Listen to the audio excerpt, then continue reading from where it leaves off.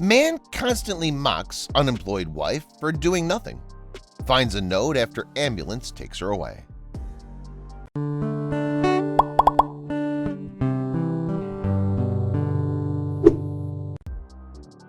An arrogant man constantly mocks his wife for being a terrible homemaker, but later regrets his remarks when karma teaches him a lesson the hard way.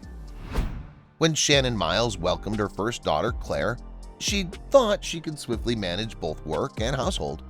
Well, she wasn't entirely wrong. She did manage to pull it off like a pro.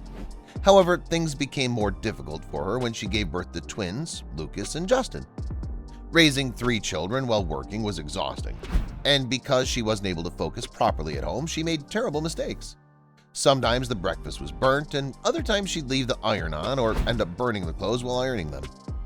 Tired of seeing his wife's incompetency at managing both house and work, Martin started to get impatient with her. He ordered Shannon to quit her job and look after the kids full-time. The woman hesitated and said she'd manage both sides, but that wasn't happening, so she had to quit her job. However, that was not the only change in her life following the birth of her twins. Shannon noticed Martin was often irritated with her after she became a stay-at-home mom. He chastised her for anything and everything she did. If there were dirty dishes, it was Shannon's fault. If their kids' toys were left on the living room floor, it was Shannon's fault. If the food had extra salt, it was again Shannon's fault. Every time something went wrong, it was Shannon's fault, and Shannon, according to Martin, was not supposed to make mistakes. So whenever something went wrong, Martin would lash out at his wife, accusing her of being lazy and saying she could never do anything properly. "I can't believe you're the same woman I fought with my mom to marry, Shannon," Martin would often taunt her, reflecting on their past when Martin had started dating her against his mother's wishes. Shannon obviously felt bad when she heard Martin say those things, but she looked at her children and didn't say anything because she didn't want her family to break up. Martin never understood that, and one day the man just crossed the line. "Shannon, can't you hear what I'm saying? Come here right now," Martin screamed. Lucas and Justin celebrated their first birthday that day, and there was a party at home. That night, Shannon was in the twins' room, singing her babies a lullaby and attempting to put them to sleep, but thanks to Martin, this was impossible as the babies began crying when they heard him. Shannon rushed to the living room after placing the babies in their cradles. "Martin, what the hell is wrong with you? Can't you just keep your mouth shut? Claire just fell asleep, and I'm having a hard time getting Lucas and Justin to sleep." "Having a hard time?" Martin laughed sarcastically. "Babe, I guess you've forgotten that's what you're supposed to do. After all, it's not like you earn for us." "Really, Martin? Stop acting like you do a lot for us. I'm the one who does everything around the house, from the laundry to the clothes to the dishes." "Look, Shannon, I'm not here to hear your so-called feminist speech. After you've put the kids to bed, make sure the dishes are done. I'm going to bed because I'm exhausted. The last thing I want to see in the morning is stinky dishes," Martin remarked angrily, pointing to the kitchen sink piled high with dishes. "You can't be serious, Martin. How can you even ask me to do everything alone? I had to cook for everyone, now I'm busy with the babies. Can't you at least help me?" "Do what? Help?" Martin laughed. "It's your job, Shannon. Do it properly at least once, okay?" he added before departing for their bedroom. "Look, Martin," Shannon had just started speaking when she felt a little dizzy. She grasped the ends of a table tightly and continued, "Martin, I haven't had the time to eat anything since morning. Can you—" Before Shannon could finish speaking, she felt her head getting heavy and collapsed to the ground. As Shannon collapsed, the vase on the table fell and broke into pieces, making a loud noise that alerted Martin. When he turned around and saw Shannon had just fainted, he frowned. "Shannon, get up. Can you hear me? See, you're just pretending. It's not funny." When Shannon didn't respond, the man got worried. He dialed 911 and dashed to the kitchen for a glass of water. He splattered the water on Shannon's face, but she didn't wake up. Martin called his next-door neighbor, Mrs. Cameron, to ask her to watch the kids while he waited for the ambulance. Every minute felt like an eternity to Martin, but the wait was over 10 minutes. As paramedics arrived, Martin rushed out to the ambulance, holding Shannon in his arms. The doctors informed him that Shannon had collapsed due to exhaustion and would be under their observation for a while.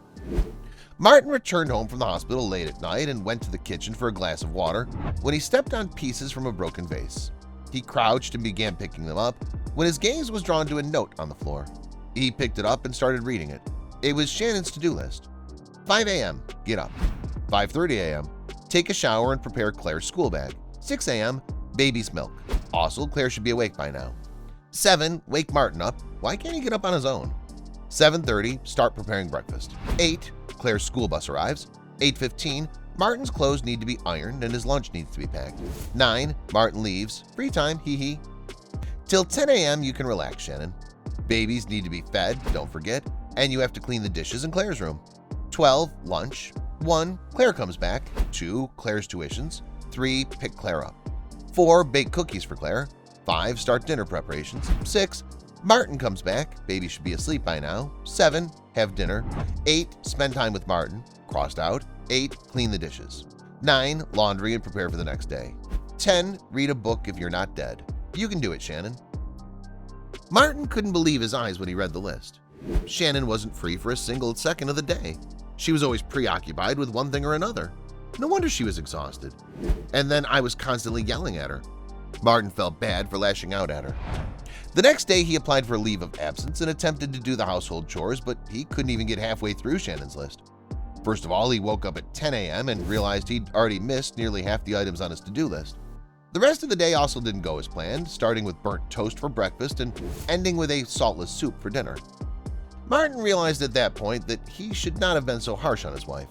She was going above and beyond for them. So the next time he went to see Shannon in the hospital, he stopped by a flower shop and bought her favorite flowers.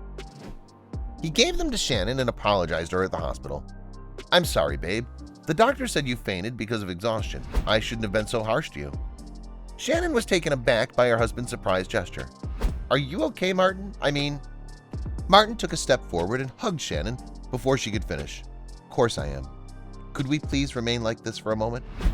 "Martin, are you sure you're okay?" "Yes, babe. I'm sorry, and I love you."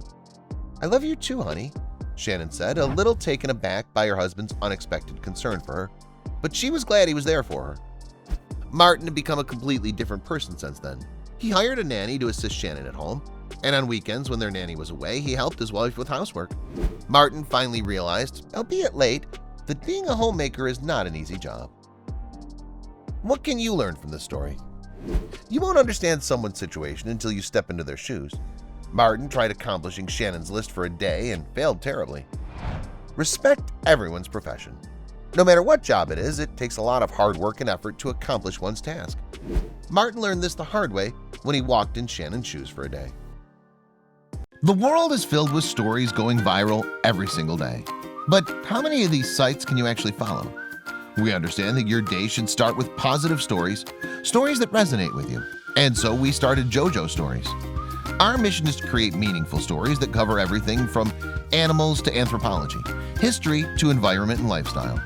The kind of content you read on our site will be one you'll want to share with your family and friends. We hope you'll join our growing family and be part of our community. Welcome to JoJo Stories. JoJoStories.com